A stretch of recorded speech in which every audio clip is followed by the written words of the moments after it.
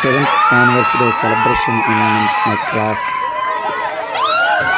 The best celebration. చాలా ఆనందంగా ఉంది.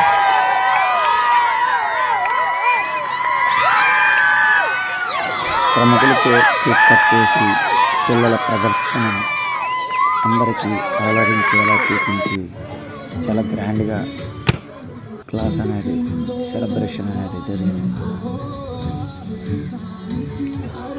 మేము అక్కడ క్లాస్ పెట్టి నేటితో 7 years కంప్లీట్ చేసి